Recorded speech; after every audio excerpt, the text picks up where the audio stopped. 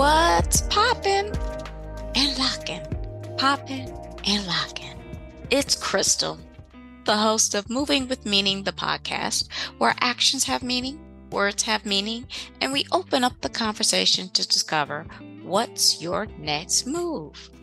Now, let's get into today's topic. Drumroll, please.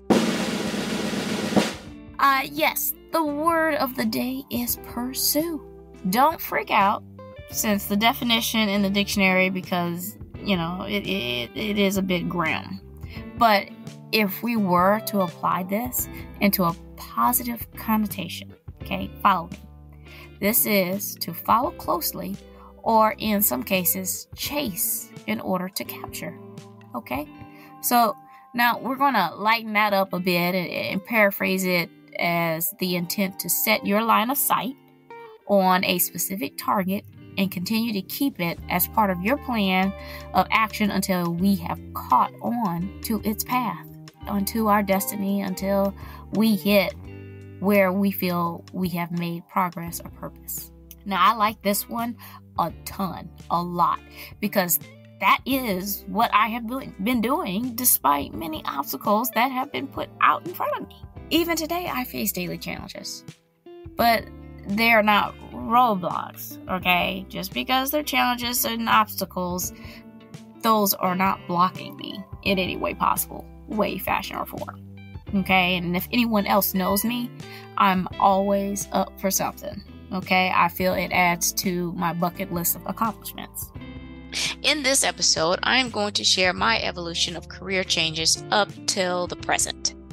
This is more of a burn down than a burnout. What I mean is that I am not necessarily burnt out of the IT profession.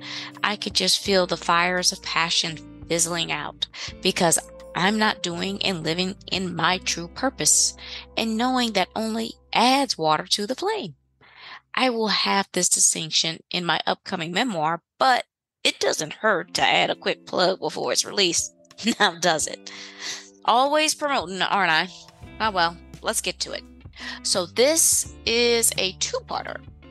Part one, this episode, which discusses my evolution from childhood to adolescence to early career to late career, and then to the decisive point.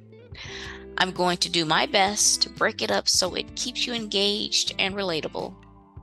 The second part, part two, is me really discussing the decisive point of making the move into my true passion. Okay, so hold off for that, but hopefully you get lost and want more, right? Let's just go ahead and get started. I'm so excited. All right, now, phase one, childhood. If we all were to take a look into our childhood, how many times did we change what we wanted to be when we grew up? I know I was split between wanting to be a doctor and a lawyer. A doctor because how cool would it be to save lives and know about all these biological concepts and facts? It is still interesting to me, but thankfully I have nurses and doctors in my family to relay those questions to. Now, a lawyer because, well, you know what? I don't know. Maybe the courtroom TV series that were out at the time, they were so intriguing. It was like, gotcha. Lawyers and judges also seem to have the answers. Emphasis on seem, because I can see the intricacies of the law, the game, and the politics. Still, that didn't last long because I didn't want to argue all of the time or have to prove my place. Like, that was just too much. Now, little did I know that was going to happen in life in both social and workplace settings anyhow. So those two careers lasted up until about fourth grade. I did cling to the doctor for a bit, but I'll tell you during the adolescence part when I let that go. That was quick. Childhood seems to always pass by so fast, doesn't it? Phase two, adolescence. Okay, so now in fifth grade, I set my sights on being an architect, like a legit architect that designed houses in AutoCAD. I went full tilt on this. From 6th grade till 11th grade, my mother invested in AutoCAD drawing courses, robotics, mathematics, and electrical camps, all the things. Then in 12th grade, I had to take an elective, and one of my classmates suggested a programming class. Basically, it was, a bird class. Fly right on through. I was also taking anatomy and physiology. It was when we were dissecting a cat and we had to locate the organs on it, okay? So my classmates in our group were trying to maneuver around the organs to get to the one that was behind it, that was on this list, and we needed to get to it. And I kid you not, I remember this vividly. I asked if I could try, and they gave me the scissors. Big mistake. I just cut right through whatever the organ was and clipped the one we needed and, had it set out. And I was like, there you go. They looked at me horrified. I asked, did the teacher say we couldn't cut through the other organs? They shook their heads for no. I said, okay, well, here goes whatever organ it was that we needed that was on the piece of paper. We put it on the paper, labeled it, and let's move on. I knew then, I couldn't go into the medical field, but I did get an A though, okay? Now, back to the architect. I was also taking architecture classes my senior year in high school. We were plotting using a plotter, like a big old plotter machine, plotting out our designs and like rolling them up and taking them home. Like, this was pretty awesome to me.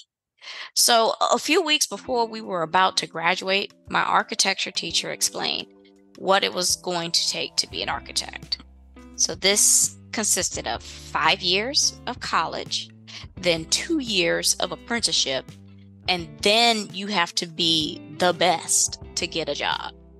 He also said there are 2 other majors that are aligned with the architecture degree, which were in order of highest salary: computer engineering, computer science, and then architecture. That comes in at the caboose. When I say all desire of being an architect left right in that moment, I'm not joking. I was going to graduate college in 4 years because I was tired of school by that point. And I didn't want a degree that required more degrees or additional schooling before I could get to working. You know what I'm saying? I was ready to make some money, real money. So I went the computer science route since my college didn't offer computer engineering anymore. Oh, well, things happen. So now phase 3, early career. In college, I must have gotten full of myself because I had created this version of me that was the SHIT.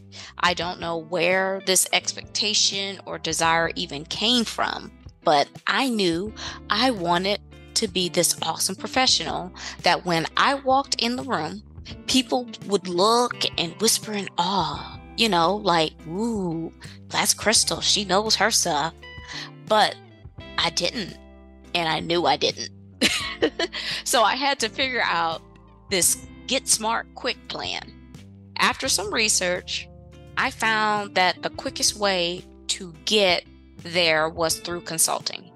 And with a 2.8, 2.7, if I'm being real, I wasn't getting hired on GPA. So at this point, I have done signed myself up for the grunt work. I remember hitting the ground running right after college. I had my resumes typed up on that good cotton paper, Hey, they still sell it too. And it's actually called resume paper. If any of you still use that paper, let me know in the comments why. I'm just curious. So let's not digress too much further than that. So yeah, resume in hand, I was going to job fairs. I think it was so many of us at the same ones, we had created ourselves a little circle of job hunters. I ended up at Target as a cashier. It was so embarrassing. I remember checking out a classmate from high school, and we chatted briefly about college. And she asked me, like, boldly, like, this was bold to ask somebody, in my opinion. So, what are you doing here? You know what I'm saying? Like you didn't just chatted me up about having this degree in computer science, what you are wanting to do, how you're gonna get there and stuff. Why are you checking me out? So, I mean, all I could say was this was the highest place that was paying at the time, and I couldn't deal with collections. And I mean, I really couldn't deal with collections. I was the worst collector. Like, you could tell me you had insomnia real bad, and I would be like, you too? Well, go ahead and get you some rest while you can. I'll set the call back for about 3 days. Let me just tell you, that's not how to collect. And I let that one go for yes, Target. So I finally hit up another job fair because after that interaction with that classmate, I was like, yep, gotta go. That's a sign. And I went by this particular booth. The recruiter explained to me that they were looking for folks to try out this pilot workshop her company was trying out. And I kind of blanked out after that. I wasn't hearing about money, just about free time. So I thanked her and left my resume and kept it moving. Gosh, it was so dead in there. Like, it was in those auditoriums with the concrete floors, I think I went to 2 other booths, and I remember standing and scanning the room and just said, bump this, and began to head out. I kid you not. That first recruiter was right there looking at me as I approached her booth. See, she was by the exit, so I had to go by her to get up out of there. But she stopped me and said, listen, and let me pause here for a second. If you are not someone who doesn't believe in a higher power, insert what you will hear, okay? But I am a very, spiritual person. So this is me telling you in my perspective and in my context, okay? So she stopped me and said, listen, God is telling me this is for you. Let me give you this information and you just show up. If you don't want to stay, don't stay. No harm. But I feel this is what is going to set your foundation. I mean, it did make sense. She sold me partly. So I did. Now, I'm not going to lie. I filled out a FedEx application for a graveyard shift that happened to be right around the corner from the place that this workshop was going to be at. So, hey, winner, winner. Because, just in case things didn't work out, I had something to go off of. So this workshop taught me everything about consulting.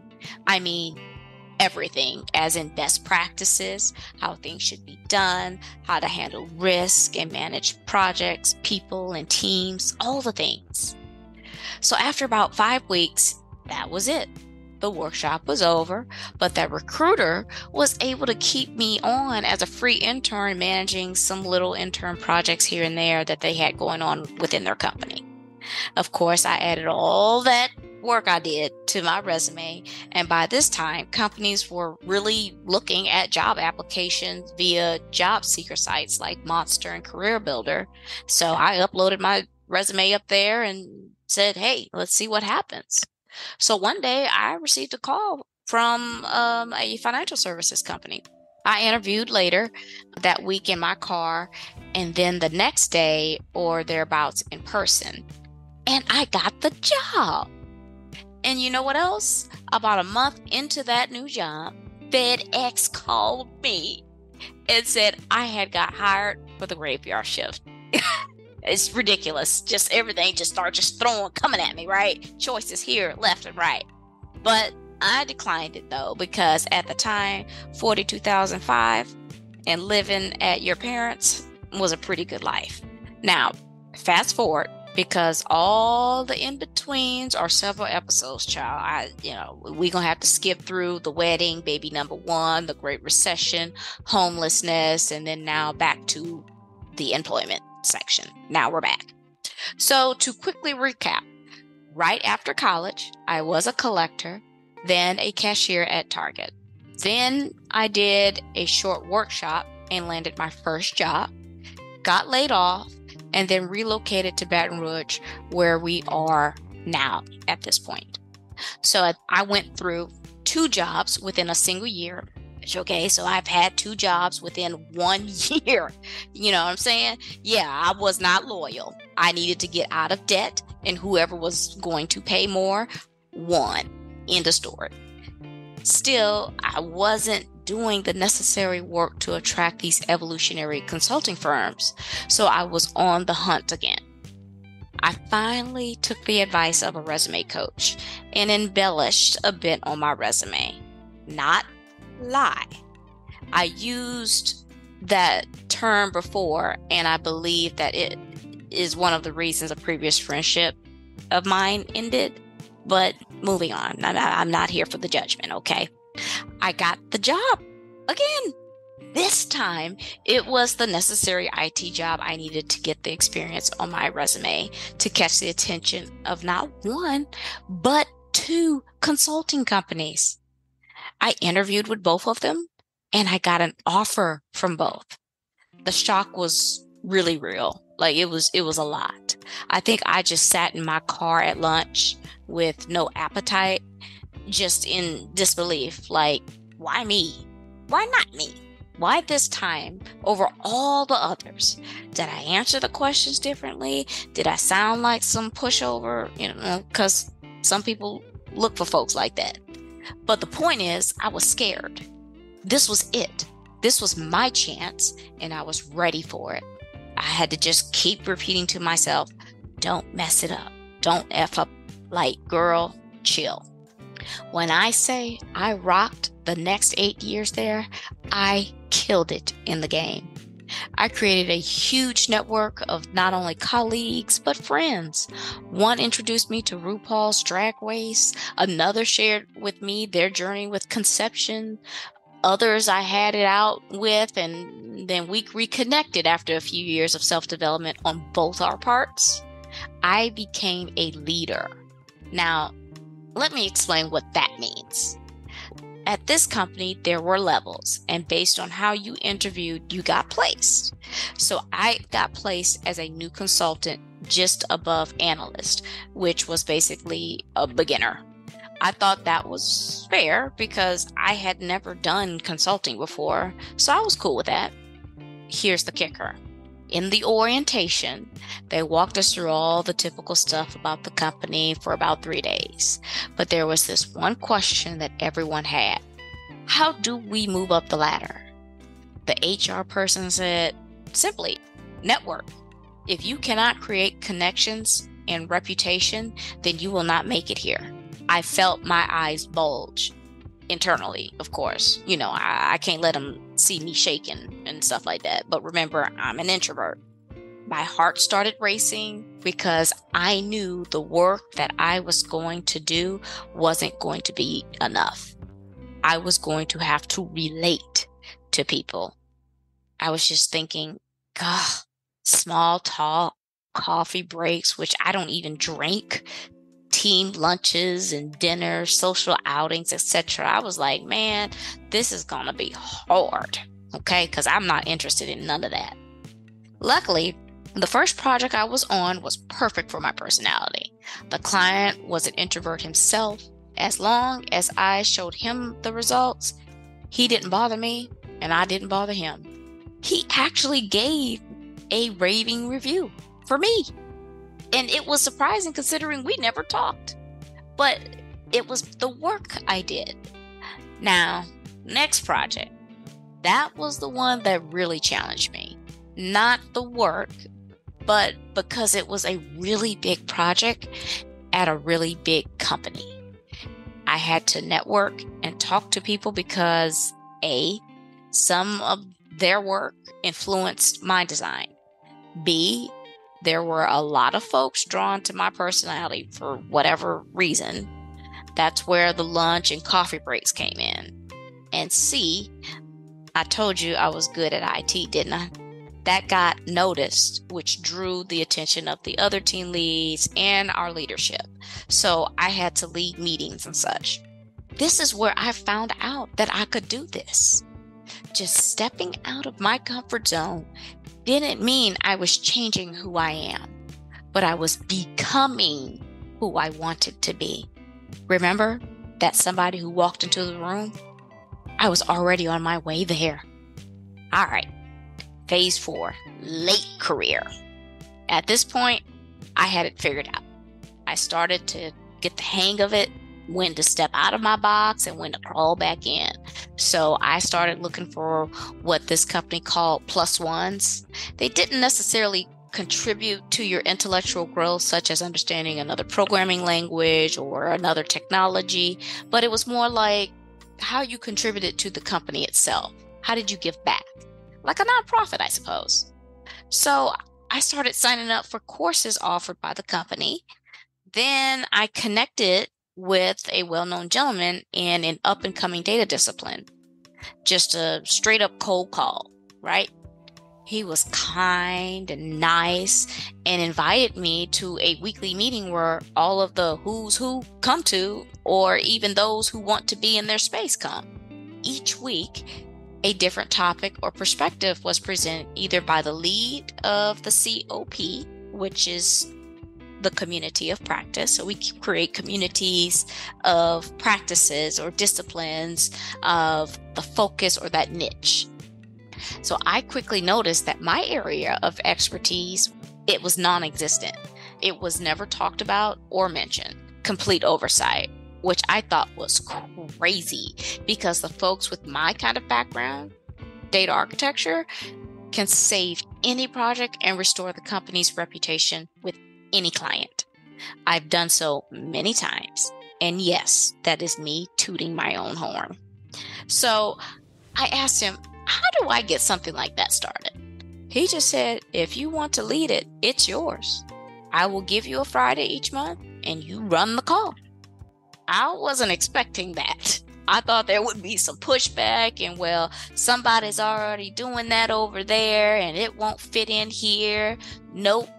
It was an ask and you shall receive moment. I had to hop into gear. I started doing, well, what I'm doing now with you, creating content and presenting it to over 50 plus leaders in the company who had no idea about my expertise.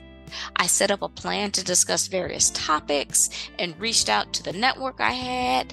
And then, of course, they jumped at this opportunity to speak and present because, hey, they needed a plus one too. They also needed their exposure. So this was a win-win. I soon became known as a resource pool for candidates with this particular discipline. I even helped create training content for the data architect and technical architect certification and taught the classes as a certification requirement. I interviewed folks who applied for certification. Yeah, I had to decline a few. I could see through the embellishment. All right. After that, they gave me the lead over designing a machine learning product. And then I started flying into different places to present, like the federal government and other high profile clients. I was just kind of a little baffled that they were sending me. I even asked them once, why are you sending me? And let me pause here for a second. Let me explain this really quick. I was around 35 years old. And if you haven't seen me by now, I look young. I thought these older executives would take one look at me and then just turn a deaf ear. I had to sell millions of dollars of work, and someone who looked 20-something but sounded like 40-something was going to do it. I just didn't think it was going to, I just had no idea how that was possible. But they told me, because you have a unique way of speaking, you draw them in and you make them believe in you and our firm. You sell the dream through emotion and not capability. That's what we need to stand out, and that's you. I was like, okay, enough said. And sell I did. Soon I became so busy that I had no room for me because whatever was left went to my kids. And that wasn't enough. But I kept going and reached a really high level.